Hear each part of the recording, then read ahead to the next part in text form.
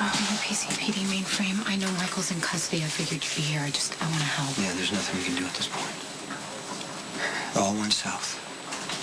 Just as the verdict was about to be read, Dante walks in and tells everybody in the court that it was Michael who killed Claudia and that he has proof. What kind of proof? He has Michael's shirt from that night. Michael saved it. I don't know why, but it's got Michael's DNA. It's got Claudia's blood all over it. And I actually found Michael with Lucky, but Lucky wouldn't let him go. Well, where's Michael now? He's in booking. In booking? Diane told him not to say anything, right? Mac wouldn't let her talk to him. The judge wants to question Michael personally. And I honestly don't think that Michael understands if he confesses to this. He is going to be charged with murder.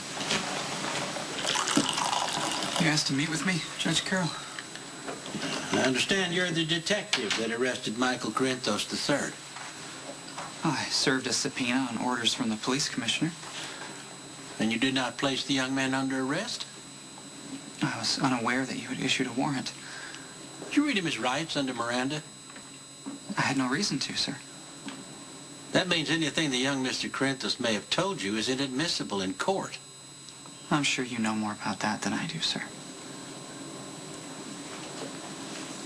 You are aware that Michael Corinthos is believed to be a pivotal witness in a murder trial, correct?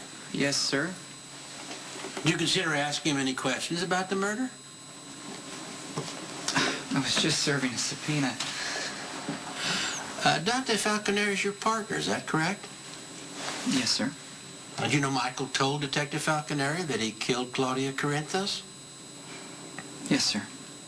So you felt no need to ask any questions or arrest him, even though he apparently has been evading the police for weeks. Michael has confessed to this murder before. He's also confessed to at least one other crime that he didn't commit. I see. So you just picked him up and brought him in without any attempt to gather any information of any kind. My orders were to serve the subpoena, sir. I don't appreciate being played, Detective Spencer. If you had arrested Michael and read him his rights, you would have to disclose what he told you, and that is exactly why you didn't arrest him. Carly, please. Carly was going off on you. I don't blame her. You have second thoughts? No, I just don't think Carly will ever forgive me. She won't, right? When she sees that we were protecting Michael.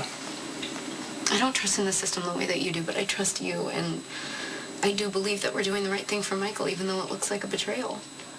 I appreciate that. You know how happy I was to see you in there when I ran in there to tell the truth? How did you know I was going to do that? I don't know, I had a feeling. But when you told me about Lieutenant Paletti and what a good man he was and how Sonny had him killed, I thought you were going to let Sonny take the fall. Almost did. But where would that leave my brother? I mean, he's got to understand that you can't just pick and choose which laws you're going to follow and which laws you're going to break. He's not going to learn that from Sonny, but as his big brother, I can teach him that.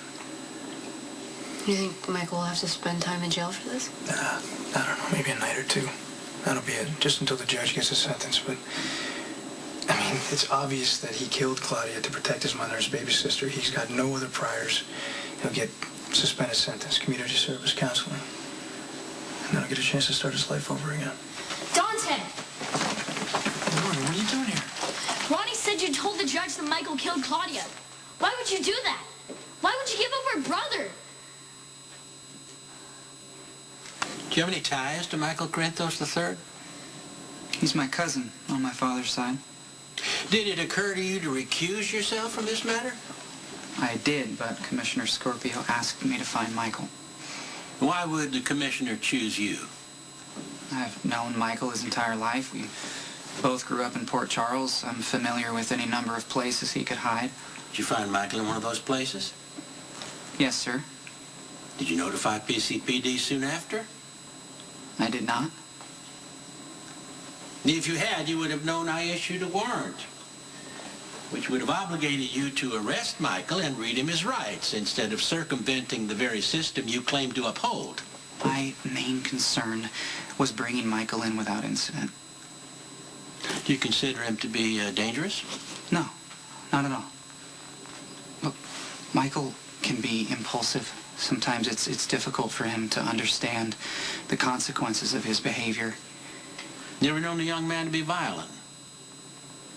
Sometimes he has outbursts of anger. Would you say that Michael can differentiate between right and wrong? Yes, sir. Does he love his family? Very much. Would he kill to protect them?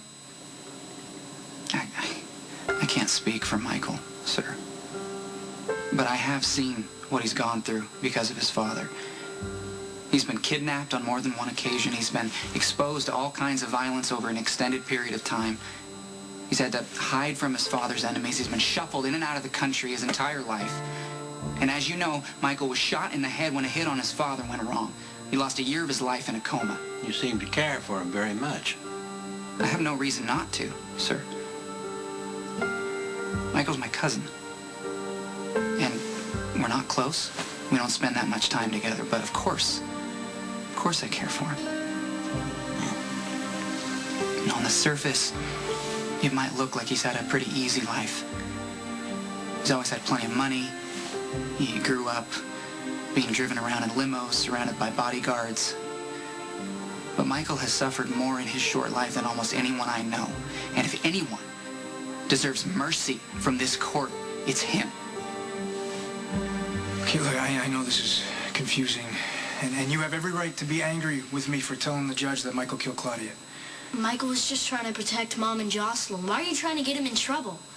I'm not at all. But Michael feels terrible about what happened, and he needs to get past this. That's why Dad's pretending he did it. Yeah, guys, that's just not the way the law is supposed to work. Yeah, the prosecutor wasn't supposed to pull me out of school and make me testify in court. Is that how the law's supposed to work? No, I know, it's confusing. Michael didn't even mean to hurt anybody. But he did kill someone, and whether he had a good reason for it or it was an accident, it doesn't matter. He has to be held responsible for what he did. But he'll go to jail. No, he won't. He'll probably do a day or two, and that'll be it. The judge will decide on a sentence, and they'll probably give him community service or counseling. But he will not go to prison. Did the judge tell you that? No. Did Diane work out a deal? No, she doesn't need to. Okay, there's no point in locking Michael up. Any judge can see that. That'd be obvious to him, okay? And look, the truth has now come out. Michael doesn't have to lie anymore. He doesn't have to worry about his father going to prison. Father. Michael doesn't have to worry about Sonny going to prison for something that Michael did. Dante is just trying to help Michael move past all of this. Michael's my brother, Morgan. I want to help him. You sure Michael's gonna be okay?